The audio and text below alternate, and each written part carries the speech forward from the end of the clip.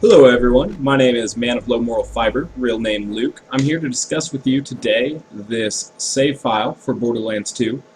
This save file is part of Baru's project preparation for Digistruct Peak. Digistruct Peak is the downloadable content released on September the 3rd, 2013 for Borderlands 2. It's going to include an area with generated enemies by Tannis, and she is going to create higher and higher level enemies for you, allowing you to overpower your game, overlevel your game. So this save file is built with that in mind, and hopefully to help you breeze through that and get all the way up to the max overpowered level. This save file should make it a little bit easier for you. I'm going to go over all the gear and the skill build and some different combinations you can use. First, obviously, since this is a gun-based Zer0, one of the best guns for Zer0 is the Lyuda.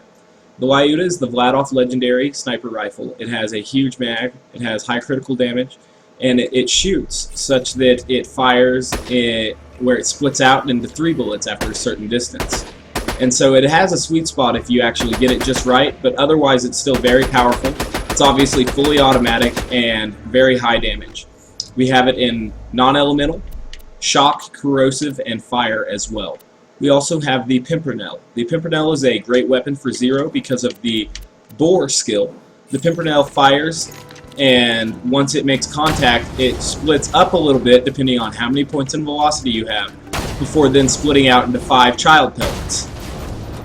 If you're able to, like on this guy, shoot him to where the explosion happens near his head, you'll get that critical, and you'll get bore to work, and depending on how many pellets you can get up to 100% extra damage per enemy bored through, and you'll get 5 bores. So you'll get each of those pellets times 2, I believe is how that works, but that's very, very strong, and it also stacks you Rising Shot at the same time.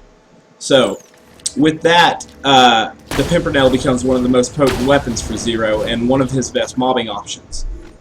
In addition to the Lyuda and Pimpernel, as far as snipers go, we also have Sniders. These are purple Malawan sniper rifles with the Malawan barrel. After a certain amount of critical ascension, around 25, depending on how many stacks of Rising Shot you also have, these begin to outdamage even Jacob sniper rifles on criticals, and they're the strongest single-shot sniper for Zer0 currently in the game. So we have those. We also have a low-level Vladof sniper for stacking critical ascension. There's different times where this might be useful, and that's why this is included for you in this save. This Vladof has the magazine prefix and accessory instead of the damage, which the Lyudas have. It should be noted that the Malawan snipers have the damage prefix as well, but the Pimpernels have the fire rate prefix, which I find to be more useful for the Pimpernel. In addition to our sniper rifles, we're also going to have the Norfleet. The red text says it, or I guess orange text in this case, says it blows up everything, and that's not a lie. These are absurd. Obviously, these can be boosted even higher by Zer0's one-shot, one-kill skill. So we've included a couple different class mods to boost one-shot, one-kill, including a blue one-shot sniper class mod, which gives you +6 in one-shot, one-kill, but also a legendary sniper, which is going to give +5. I included both a level 72 version and a level 50 version of the legendary sniper comm. The level 50 version doesn't carry quite as hard a shield penalty in exchange for lower sniper rifle gun and critical damage. However, if you're using this comm not with a sniper rifle, it might be more beneficial for you to use this one as opposed to this one. Also, included in the save will be Sandhawks. Sandhawks currently are glitched with the B so that they provide extra ant damage for every single pellet fired out. And they're burst fire because they're dull, so they can shoot out a lot of pellets at once and get you a lot of ant damage. It's great for taking down raid bosses or other bosses that have a lot of health. Obviously, since we're going to be using it with the B, we'll have the both inflammable and alkaline B here for you.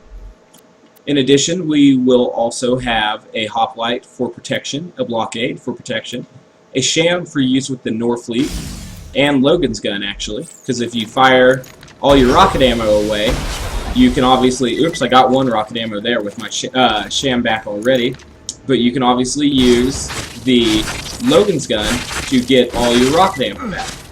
See how I have all my rocket ammo again? We'll fire this off into the distance. We'll see how much rocket ammo I have after this. Alright, so now I'm down to 27 total rocket ammo. After the reload, you'll still see 4 and 23. This is just for proof. I think most people know this, but here you go. See, now we're back at 4 and 29 instead. So that's really good. In case you're trying to get through all the mobs and you're feeling a little overwhelmed, you can resort to the Sham Fleet to kind of clear out some bad guys for you.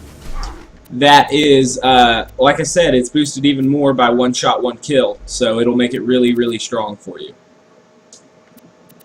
Obviously on PC, you can throw catch to reload them easier than you would be able to if you just had to manually reload, so that's something you can look for. And also with Norfleets, when they're reloading, they have a really long reload animation, but you can cancel that via melee.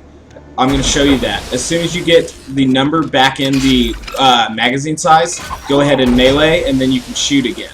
So that's really nice. As soon as you hit melee, hit the trigger, and as soon as you're done meleeing, the orbs will already be flying out.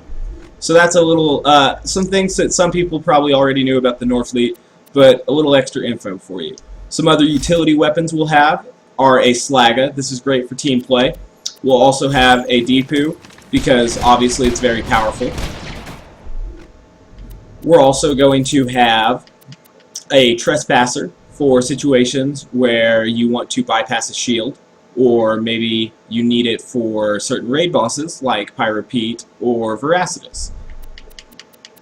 We will have 3 different Bone of the Ancients, all boosting fire, corrosion, and shock. We're also going to have a max ammo sniper rifle relic. Other comms we'll have will include the Chaotic Neutral Rogue and the Chaotic Evil Rogue.